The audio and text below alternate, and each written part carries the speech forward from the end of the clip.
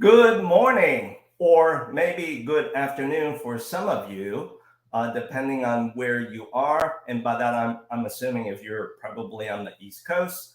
Good morning. Welcome to today's episode of Selling That House.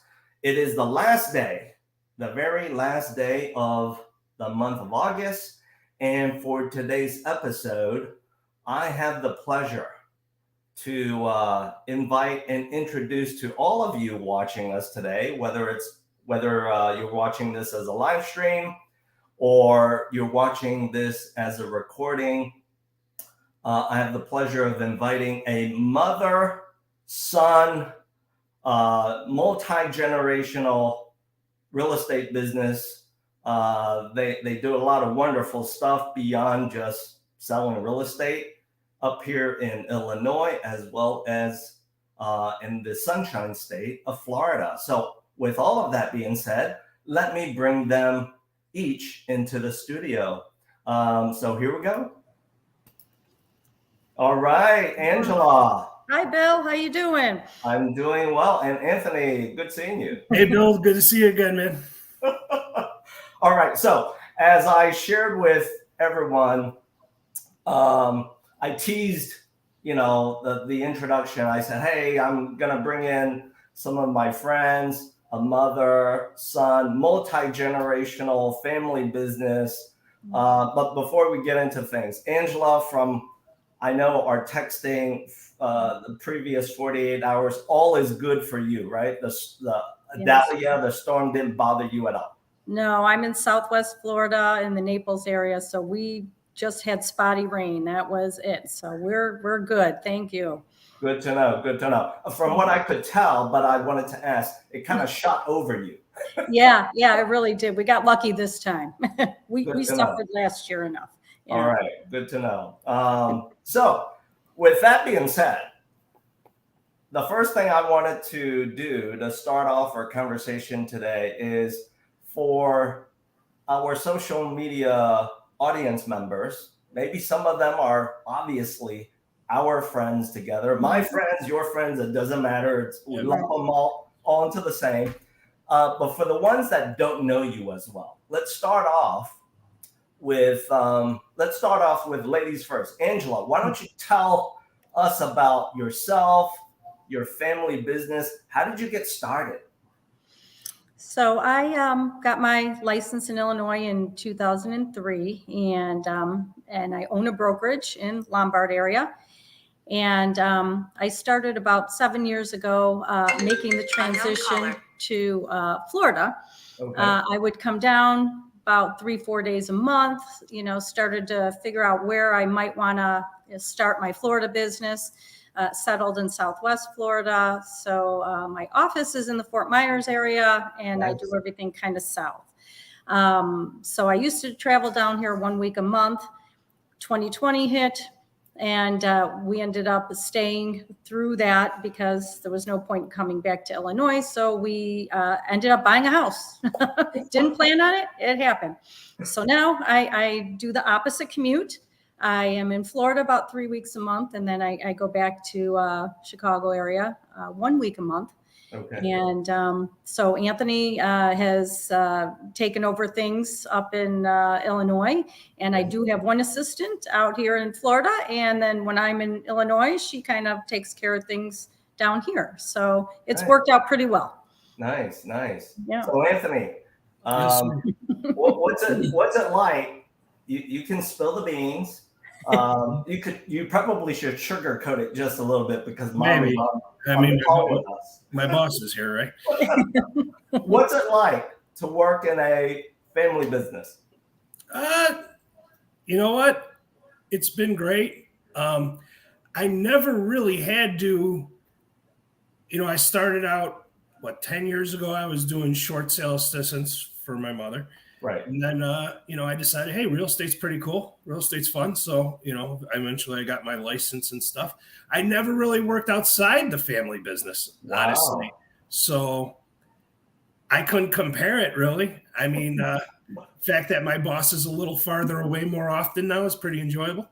I mean, not in Florida all the time, but it's fun. It's great. It's been a good time, and it's been really, really fun to do. So good to know. Good to know. What's it like, Angela? We'll start with you on the second question. What's it like selling real estate in Southwest Florida compared to Illinois?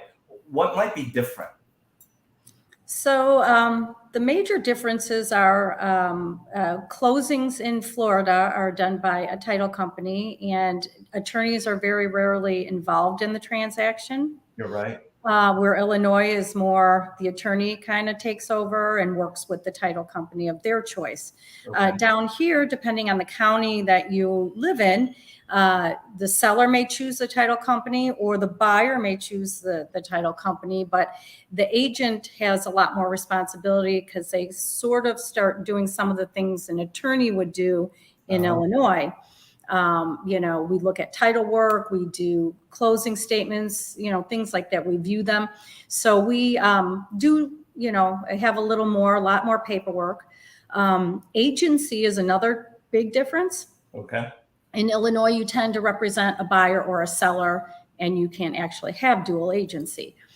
In Florida, dual agency isn't allowed. It's a transaction type relationship. So everybody is working for the best of the transaction, not necessarily a buyer or a seller. Okay. You can, but most people work for the transaction. So we're kind of transaction brokers. Gotcha. So that means to me, and perhaps for our listeners, our audience members watching, in Florida, you're doing a lot more work compared to the same transaction here in Illinois. Correct. Yes. Mm-hmm. Okay. Yeah. My guess is, given the short sale business, that probably prepared you quite well. Would I be correct to know that? Yeah, we've been doing short sales. I've been negotiating those and lien releases of all kinds since 2005. Wow. So yes, I've learned to read title work, I have liens released, all kinds of liens, things of that nature. So yes, that has helped me down here in Florida as well. So, that's another whole aspect of our business, Anthony and I. We work with all these crazy distressed properties that tend to have multiple liens on them, and those could be any kinds of liens, So that's what we do. We work with a lot of attorneys who tend to, bring us in on these transactions and get them through getting clean title. Gotcha. And as far as attorneys, Anthony, yes, what niche practice do you feel are the ones that are your stronger referral sources or your partners in those short sale transactions? Are they real estate attorneys, bankruptcy, or estate? I have not personally done anything with like estate. Okay. It's definitely real estate. I've done more of the estate stuff. Okay. Yeah. So definitely I'd say 90% real estate attorneys, and then maybe once in a while a bankruptcy attorney. Gotcha. I wouldn't call it like super niche attorney spots. I don't know. Gotcha. Yeah. Is that the case? Do you think that's also the case, Angela, in Florida? More real estate attorneys? Down here I do work with a couple real estate attorneys. We're up north, even we have a couple title companies that also will recommend us to nice. files. Down here, because there's not as many attorneys, and there's not as much, at least in my marketplace down here, there's not as many distressed type properties. We find more down here, like encroachments, or there might be like an IRS lien. It's a little bit different liens, than up north, but Down here, it is mainly real estate attorneys right now. Yeah. Okay. As part of your making your transition, Angela, from Illinois to Florida as your primary home, if we keep our focus on within, let's say, the past 3 years, do you see a lot of movement similar to what you've been doing from Illinois or the upper Midwest to Florida? Yeah, I primarily, a lot of my business has been selling people in Illinois, Yeah. or even perhaps downsizing them. Yeah. And then they're purchasing maybe their home for retirement in Florida, or, a second home, they're snowbirds. But yeah, it's still, they're building so much down here, and people Yeah. are still coming, down here. So I don't see it slowing down quite yet. With the interest rates, I would say that's kind of made, people think a little bit more.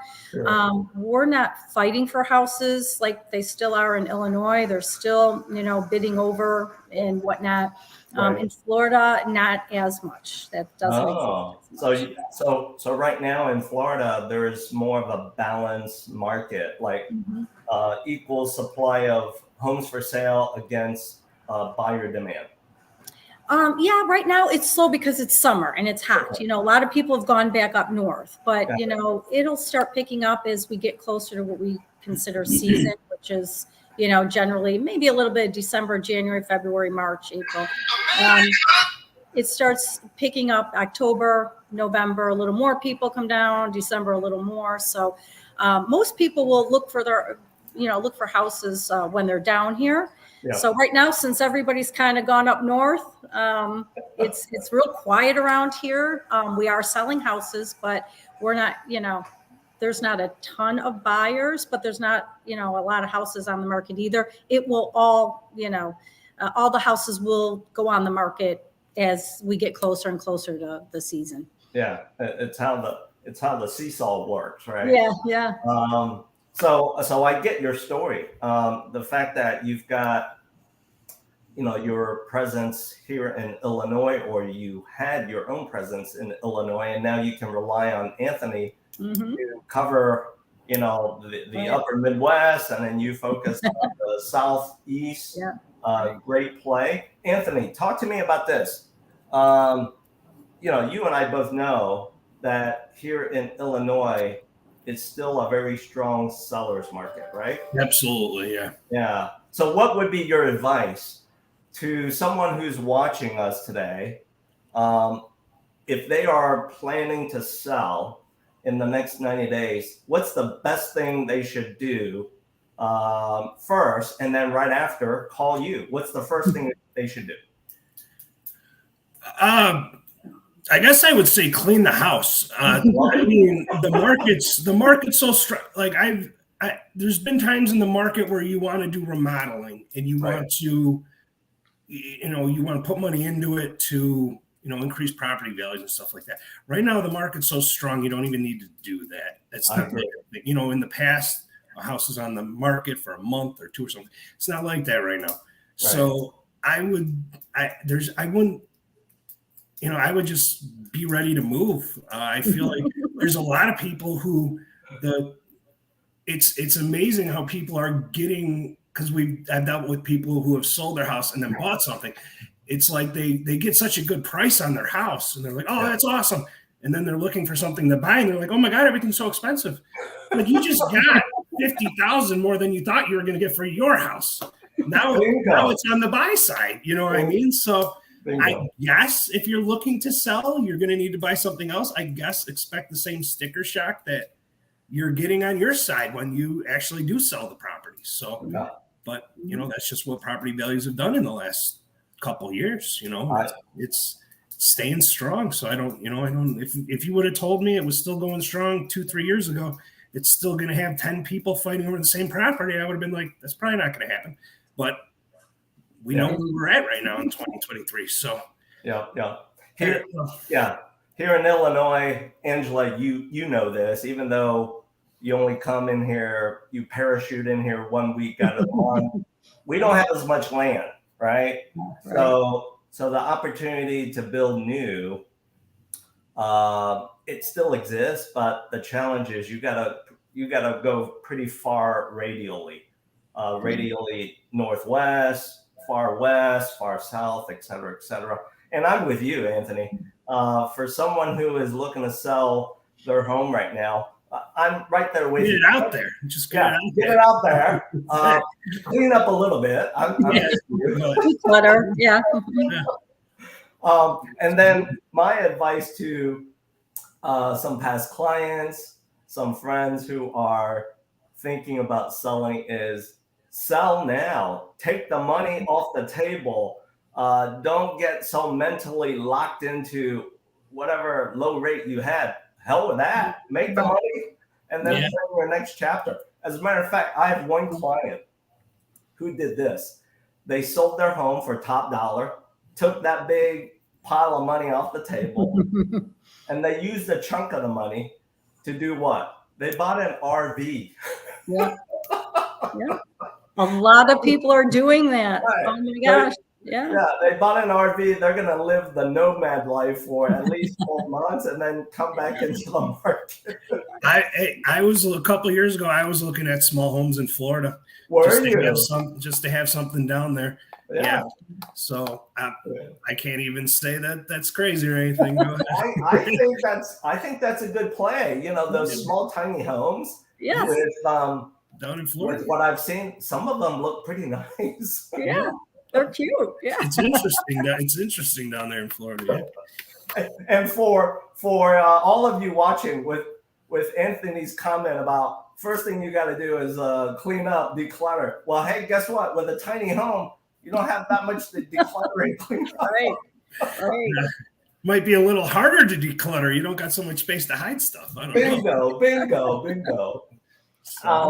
As we wrap up today's episode, let me play a game of true or false with both of you. Anthony, I have a feeling you're going to win this question. Okay. I like your confidence, Bill. I like it. True or false? Okay. Naples, Florida is the golf capital of the world. The golf capital of the world? Yep. You have a 50% shot of winning. Yeah, I do. I'm going to say false. Well, I would disagree with you only because I came up with this stupid little true-false question from using AI. How's that? Wait, say that again? Oh. I'm using AI, ChatGPT. Oh. All right. And so according to AI, it did say that Naples is one of the few golf capitals of the world. Really? Okay, yes, awesome. it is. Okay. There's golf courses everywhere. There's just a lot of spaces on them in America that aren't Naples. Maybe South Carolina. I don't know. Okay, fair enough. Very good. Yeah, and Anthony likes to golf. You overthink it. You're like, this has got to be a trick question. And Angela, you're right. Anthony loves to golf. As a matter of fact, before we started our live stream, he told me that today, after he finishes off some real estate work, he's going to go and hit a 9-holer, right? There you go. 9 holes. It's been like 2 weeks since I've gotten out, so that's Poor baby. Yeah, today's a great day for you. That's it's terrible. It's terrible. Yeah. So as we wrap up, Angela and Anthony, thank you for sharing both of your time with me, our audience members who are watching or listening. And as we wrap up, for those of you who may be making that trek, making that move, just like Angela has done already from Illinois to Florida with the help of her family business, with Anthony up here in Illinois, when he's not golfing, he's ready to help you sell your home for top dollar. And along the way, if you do need financial solutions to finance your next real estate purchase, all you have to do is scan this QR code. we will be glad to start a conversation with you and help you through the journey of your next chapter. So as we wrap up, Angela, once again, thank you for sharing your time with us. Stay safe down there in Florida. And Anthony, good luck today with your 9-holer. Yeah. Hey, Bill, we'll have to get together soon. It's been a minute since I've seen you, and hopefully we'll get some business done soon, you know? Absolutely. Absolutely. So audience members, until we see each other in the next episode of Selling That House. That's it for today. Have a good day, everyone. Have a good day. All right, have a good one.